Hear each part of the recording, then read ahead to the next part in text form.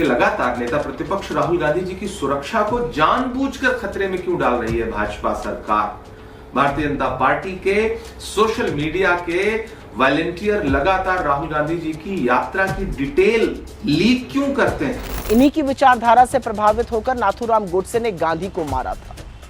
मुझे चिंता इसलिए है क्योंकि ये कायर हिंसक है, ये सच के सामने टिक नहीं पाते हैं।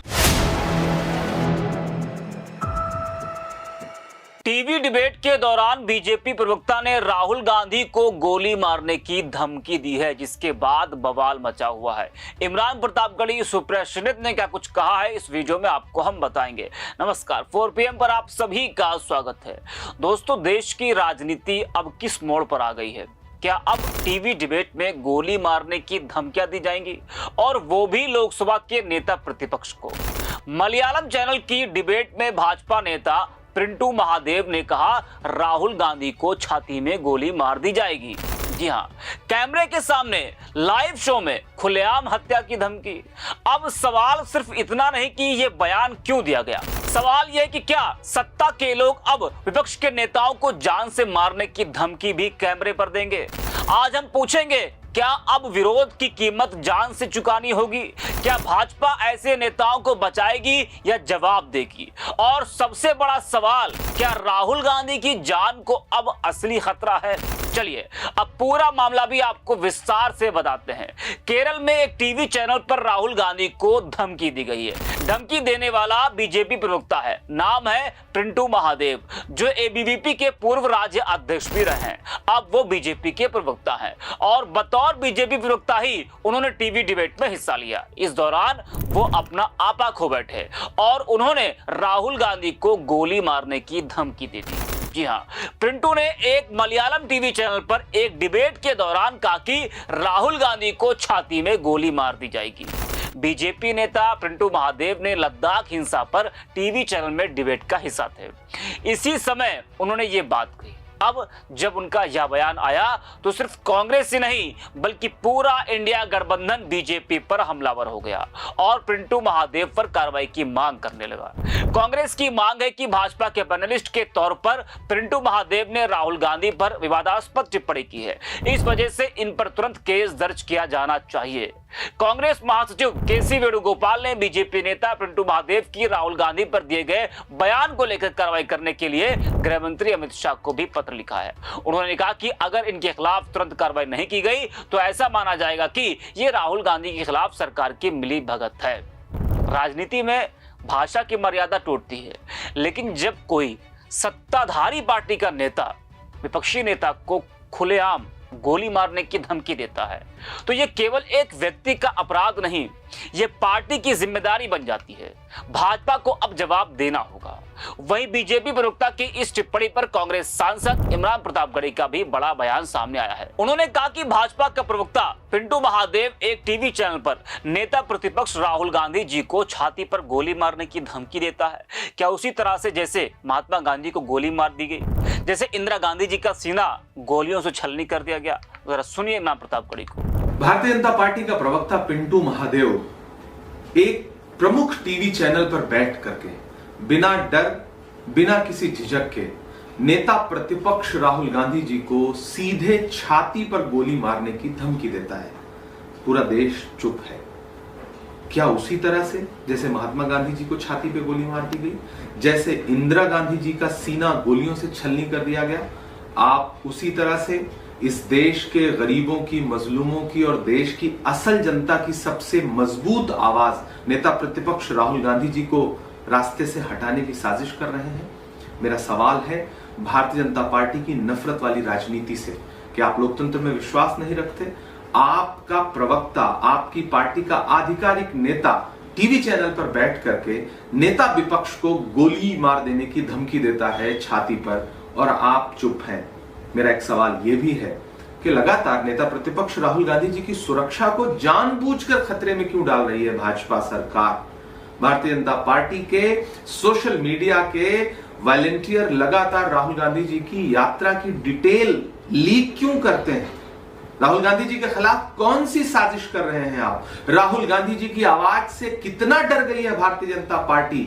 मेरा सवाल है देश के गृह मंत्री से और देश के प्रधानमंत्री से कि नेता प्रतिपक्ष की सुरक्षा को पुख्ता करने के लिए आप क्या कर रहे हैं? और आपकी ही पार्टी के नेता अगर टीवी चैनलों पर खुलेआम उन्हें गोली मारने की धमकी देते हैं तो आप क्या कार्रवाई कर रहे हैं?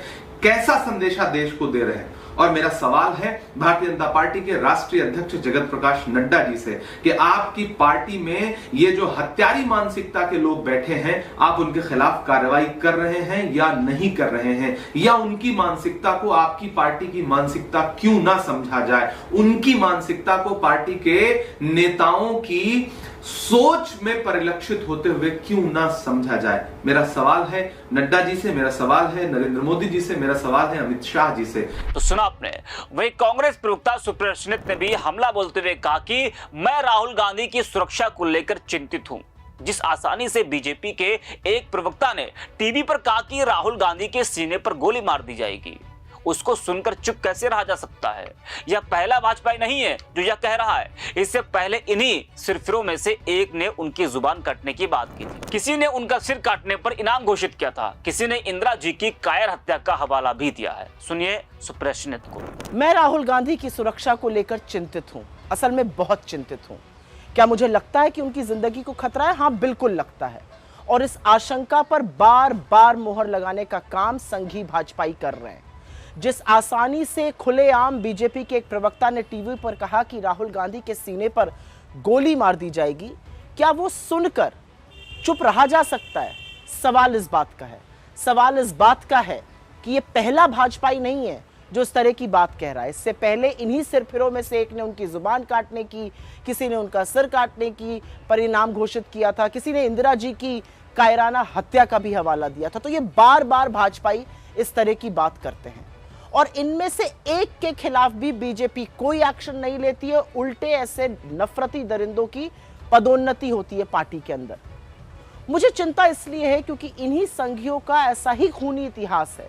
इन्हीं की विचारधारा से प्रभावित होकर नाथूराम गोडसे ने गांधी को मारा था। मुझे चिंता इसलिए है क्योंकि ये कायर हिंसक है। ये सच के सामने टिक नहीं पाते हैं और टिक सकते भी नहीं है। मुझे चिंता इसलिए है क्योंकि जिन सुरक्षा एजेंसियों पर उनकी सुरक्षा की जिम्मेदारी है, वो उनकी सुरक्षा से संबंधित चिट्ठियां जो लिखी जा रही हैं वो बेधड़क लीक कर रहे हैं। मुझे चिंता इसलिए है क्योंकि बीजेपी आईटी सेल के ट्रोल राहुल गांधी के विदेशी दौरों के फोटो और वीडियो को सोशल मीडिया पर शेयर करके उनकी सुरक्षा के लिए बड़ा खतरा बार बार पैदा करते हैं। लेकिन मुझे सबसे ज्यादा चिंता इसलिए है क्योंकि राहुल गांधी ने इन लोगों की सबसे दुखती नब्ज पकड़ ली है और वो दुखती रग है वोट चोरी। कैसे लोकतंत्र में चुनावों के साथ लगातार खिलवाड़ करके सत्ता हासिल की जा रही है और राहुल जी ये पुख्ता सबूतों के साथ देश को बता रहे हैं। दिक्कत तलब बात यह है कि उनके सबूत, उनका बताया सच आज घर घर पहुंच गया है और वोट चोर गद्दी छोड़ का नारा देश भर में गूंज रहा है। मुझे चिंता इसलिए है क्योंकि हमने अपने नेताओं को हिंसा के चलते खोया है।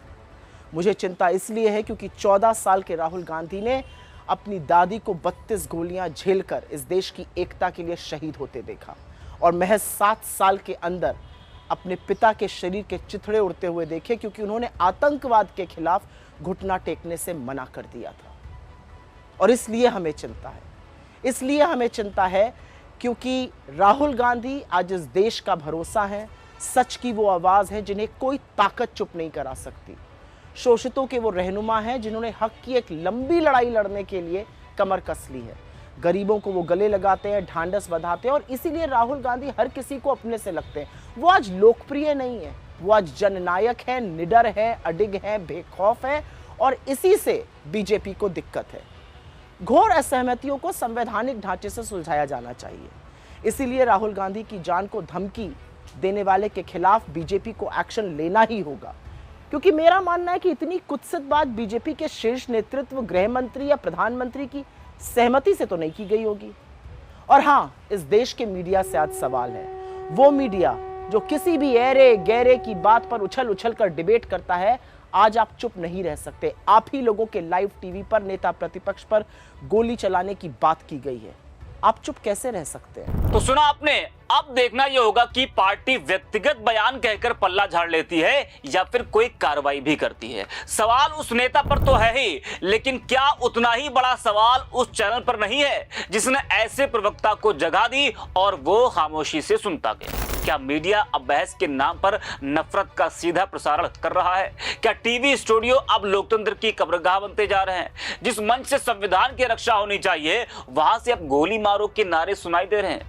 क्या गोदी मीडिया टीआरपी के लिए देश को बांटने, डराने और धमकाने वालों को खुली छूट दे रहा है? अब क्या कार्रवाई होती है इस पूरे मामले को लेकर, यह देखना होगा। और क्या बीजेपी के किसी बड़े नेता का भी इस पूरे मामले को लेकर कोई बयान आता है? और पिंटू महादेव जिसने राहुल गांधी को धमकी दी है उस पर क्या कुछ कार्रवाई देखने को मिलती है, यह देखना होगा। तो इस वीडियो में इतना ही। आप देखते रहिए 4PM।